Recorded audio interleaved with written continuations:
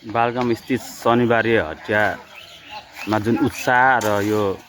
उमङ्ग छ, यसले यी सबै उपभोक्ताहरू आज यहाँ जोडिएका छन् र सम्पूर्ण यहाँ आउने व्यापारीहरूलाई के पनि प्रतिबद्धता गर्न चाहन्छु भने यो उपभोक्ताको जो उम्मिद छ, यो इच्छा छ, आकाङ्क्षा छ, यसलाई मध्यनजर गरेर तपाईँहरू यहाँ आउन सक्नुहुन्छ। शनिबार भदौ 6 गतेदेखि हटिया लाग्छ यहाँ र त्यो एउटा यो जनसहभागिता तपाईँहरूको लागि भोलि हाम्रो सामान किन्छौँ भन्ने प्रतिबद्धता पनि हो र त्यसैले यो कुरालाई मध्यनजर गरेर व्यापारी वर्गहरू यहाँ आउनुहोस् र 6 गतेदेखि हाम्रो लाग्छ हटिया र त्यसमा सम्पूर्ण व्यापारीहरूलाई यहाँ आउनको लागि आग्रह पनि गर्दछौँ, किनभने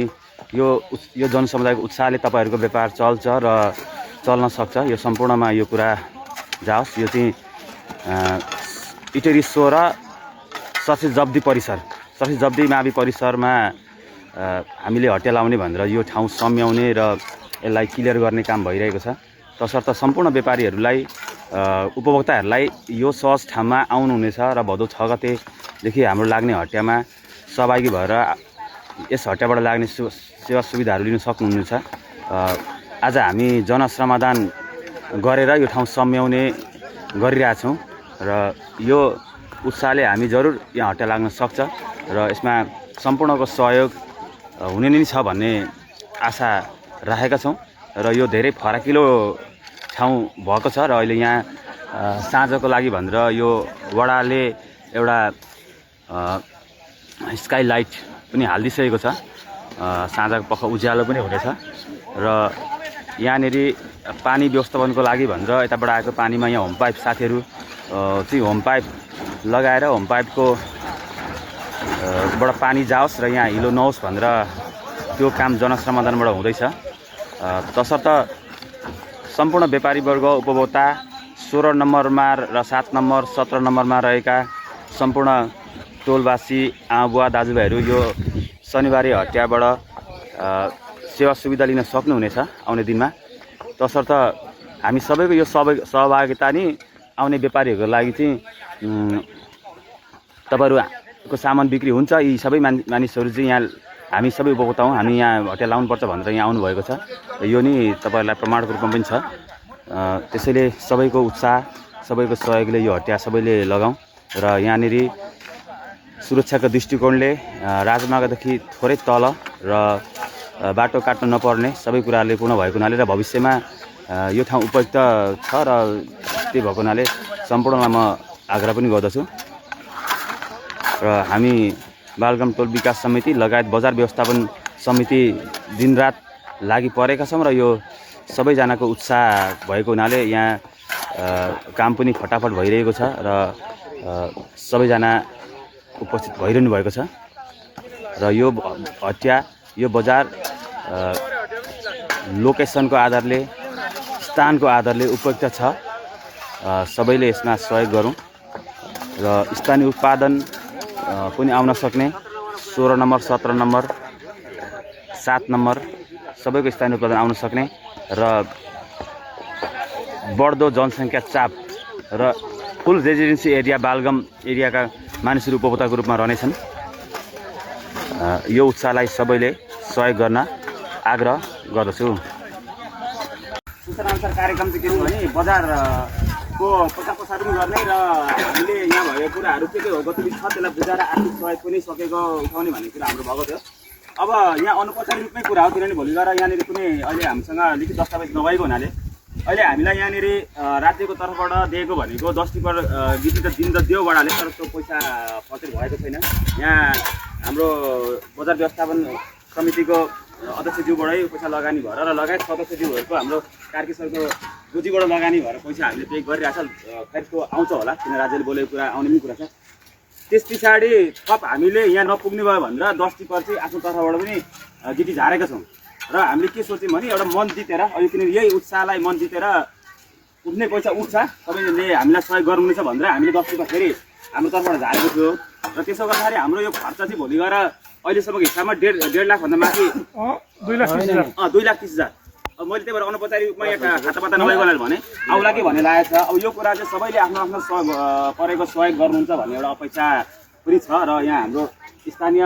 घर र जमिन हुने मान्छेले चाहिँ केही ठुलै रकम सहयोग गरौँ भनेर हामीले निर्णय पनि गरेको छौँ र त्यो चाहिँ हामीले सबैले जानकारी गर्ने भन्दा नि उहाँलाई नै सम्बन्धित हामीले जानकारी गराएको छौँ र बाँकी चाहिँ सक्दो सहयोग सबैजनाले अब यहाँ हामी घर घर हिँड्ने भन्दा नि यी सबैजना भेला भएको हुनाले अब यो बजार हाम्रै हो, अब यो लाउने सुरुवात गरिसकेपछि यो काम पुरा भइसकेपछि भोलि राज्यले पनि गर्ला। तर सुरुवात गर्न त के छ भने भोलि गएर हाम्रै दायित्व भएको हुनाले सबैले सहयोग गर्नुहुन्छ भन्ने अपेक्षा राखेका छौँ र भोलि फेरि हामी घर घर पनि हिँड्छौँ र यहाँ हुनुपर्ने महानुभावले आफ्नो सक्दो सहयोग गर्नुहुनेछ र त्यो गर्नको लागि अब अहिले यहाँनिर हाम्रै समितिका साथीहरू हुनुहुन्छ, जस्तै हाम्रो देवी सर चाहिँ हाम्रो कोषाध्यक्ष हुनुहुन्छ, दाजु स्वयं अध्यक्ष हुनुहुन्छ, म सचिव छु, लगायत कसैले पनि त्यो पदे हिसाब भन्दा पनि ल पैसा दिने कुरामा देवी दाईलाई, लोगर दाईलाई अथवा स्वयं मलाई अथवा यहाँनिर हाम्रो राजकुमार सर हुन्छ, हाम्रो प्रमान्द दाजु हुनुहुन्छ, त्यो आसपासमा भयो यो मेरो पैसा भनेर दिएर उहाँहरूले त्यो काम गरौँ। किनभने हामी घर घर हिँड्यौँ भन्दा नि यहाँ भएको मान्छे सबैलाई भइहाल्यो र फेरि पनि हामी हिँड्छौँ समितिको मान्छे र हामी सबैजना हिँड्छौँ भन्ने खालको सूचना चाहिँ मैले यहाँ गर्न खोजेँ होइन। अब यहाँ उपस्थित भएको सबैलाई धन्यवाद दिन पनि मलाई, हामी सबैलाई धन्यवाद, किनभने अब यहाँ मैले कसैले आह्वान गरेको धन्यवाद होइन, हामी सबै उपस्थित भएको काम हो यो होइन। त्यही कुरा सूचना गरौँ भनेर मैले यहाँनिर सबैलाई एकत्रित गर्न खोजेँ होइन। यही कुरालाई राखेर हामीले सहयोग गरौँ न। अब 6 गते लाग्ने कुरो पनि छ र सबैले उत्साह साथ प्रचार प्रसार गरौँ र सबैले सबैलाई भनौँ र सामाजिक सञ्जालमा छ आफ्नो चिनेका जानेकालाई पनि सेयर गरौँ। त्यो एउटा पाटो भयो र मौखिक रूपमा भन्ने कुरा, व्यापारीलाई गएर सब्जी किन्न जाँदाखेरि मङ्गलबार हटेलमा गएर भन्ने कुरा, हटेल लाग्छ है हामी शनिबार हामी चाहिँ सामान किन्न तल आउनुपर्छ भनेर व्यापारीलाई भन्नु उत्साह दिनुहोस् होइन। तपाईँहरू आउनुहोस्, शनिबार चाहिँ तल लाग्छ, मङ्गलबार यहाँ छ, शनिबार पनि आउनुहोस् भन्नुहोस्, बिहिबारे हटेलमा गएर पनि शनिबार त्यहाँ आउनुहोस् भन्नुहोस्, सबैले हटेल लाग्न आँटेछ भन्ने खालको एउटा भाइब जान्छ होइन। त्यही खालको बालगाउँ स्थित शनिबारे हटियामा जुन उत्साह र यो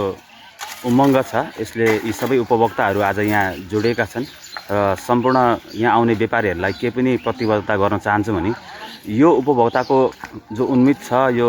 इच्छा छ, आकाङ्क्षा छ, यसलाई मध्यनजर गरेर तपाईँहरू यहाँ आउन सक्नुहुन्छ। शनिबार भदौ 6 गतेदेखि हटिया लाग्छ यहाँ र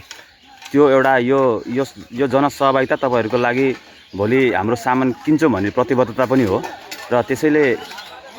यो कुरालाई मध्यनजर गरेर व्यापारी वर्गहरू यहाँ आउनुहोस् र 6 गतेदेखि हाम्रो लाग्छ हटिया र त्यसमा सम्पूर्ण व्यापारीहरूलाई यहाँ आउनको लागि आग्रह पनि गर्दछौँ, किनभने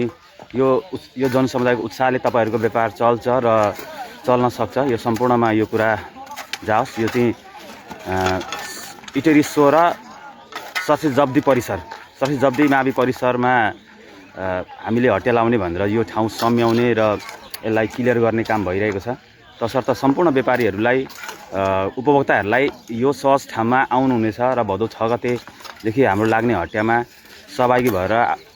यस हटियाबाट लाग्ने सेवा सुविधाहरू लिन सक्नुहुनेछ।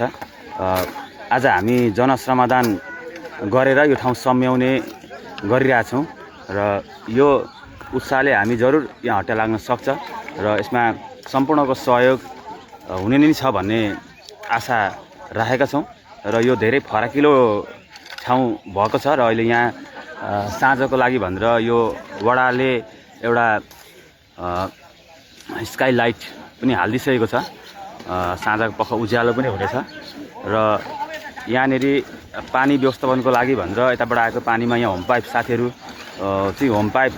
लगाएर होम पाइपको बाट पानी जाओस् र यहाँ हिलो नहोस् भनेर त्यो काम जनश्रमदानबाट हुँदैछ।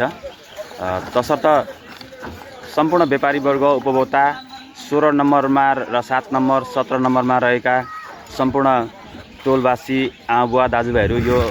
शनिबारे हटियाबाट सेवा सुविधा लिन सक्नुहुनेछ आउने दिनमा। तसर्थ हामी सबैको यो सहभागिता नि आउने व्यापारीहरूको लागि चाहिँ तपाईँहरूको सामान बिक्री हुन्छ। यी सबै मानिसहरू चाहिँ यहाँ